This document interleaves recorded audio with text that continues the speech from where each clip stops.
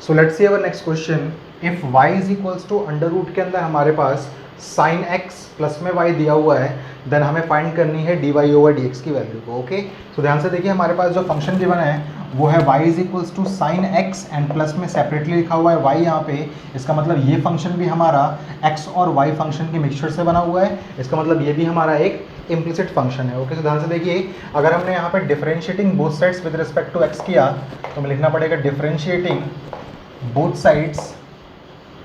With respect to x। अगर हम करते हैं यहाँ पे तो हमें देखिए क्या ऑप्टेन होगा, हमें ऑप्टेन हो जाएगा D by D X of this LHS वाली थिंग, यानी कि y is equals to D by D X हमें करना पड़ेगा क्या, अंडर रूट के अंदर साइन x एंड प्लस में y फंक्शन को। ओके, सो ध्यान से देखिए, यहाँ पे तो आपके पास कोई चीज़ डिफरेंशिएबल नहीं है, तो आपको लिखना पड़ेगा simply D Y over D X he,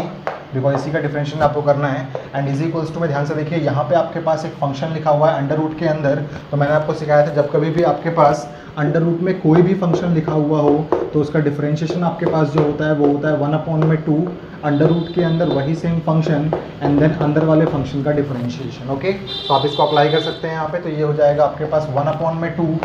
and then under root में सेम फंक्शन यानी कि साइन x प्लस में y एंड देन आपको साइन x प्लस में y का करना है डिफरेंशिएशन। तो चाहे आप लोग डैश लगाएं या फिर आप लोग डी बाई डी एक्स लिख दें। Okay, D by D x लिख दिया आप लोगों ने। ओके, ना ध्यान से देखिए, आप लोग इसको बोल सकते हैं D Y over D X is equals to what, is equals to इसका डिफरेंशिएशन जब आप लोग करेंगे तो ये हो जाएगा D by D X of first function यानी कि साइन x एंड प्लस में D by D X of जो भी इसके नेक्स्ट वाला फंक्शन है वो यानी कि y and then whole divided by 2 times of under root के अंदर साइन x प्लस में y। ओके, ना ध्यान से देखिए, आप लोग इस टर्म को वैसे भेज सकते हैं इस साइड भी, तो आपके पास आ जाएगा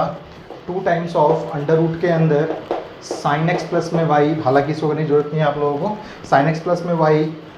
इंटू में D Y over D x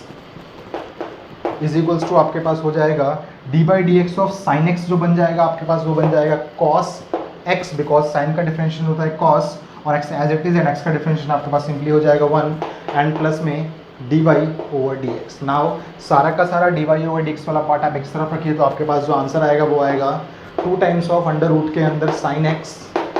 plus में Y and D Y over D X, minus में ये टर्म जब वहाँ जाएगी तो बन जाएगी माइनस की, तो ये हो जाएगा D Y over D x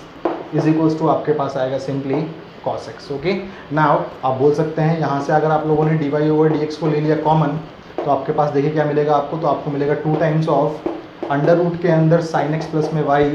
and then minus का 1 इज इक्वल्स टू आपके पास आएगा सिंपली cos x। इस चीज़ को आप भेज सकते हैं इसके डिनोमिनेटर में, तो D Y over D X की जो एक्चुअल वैल्यू आपके पास आएगी वो आएगी आपके पास cos x and then 2 times of under root के अंदर sine x plus Y and then -1 आपके पास अलग से है। Okay, so D Y over D X की वैल्यू आपके पास ये आ गई। ओके, अब मान लीजिए कि आपके पास ये सवाल होता कि prove that D Y over D X is equals to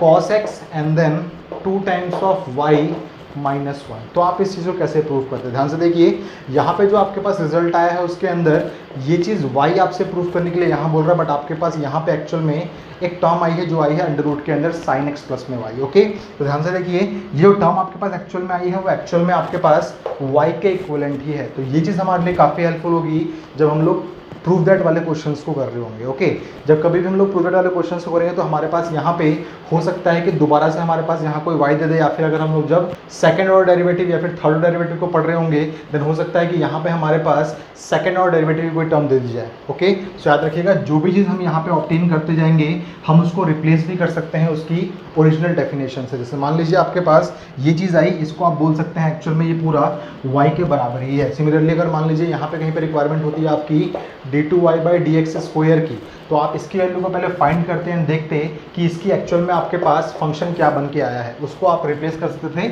इसकी डेफिनेशन से भी। तो ये सब कुछ हम लोग आगे देखने वाले हैं। अभी के लिए आप इतना समझिए कि आपके पास जो ये टर्म लिखी हुई है इसको आप लोग ऐसे लिख सकते हैं cos x and then 2 times of this whole thing is y -1, तो आप लोग इस चीज़ को ऐसे भी लिख सकते हैं। ओके, सो ये इस क्वेश्चन का रिक्वायर्ड सॉल्यूशन है, इसको प्लीज़ आप लोग नोट डाउन कर लें।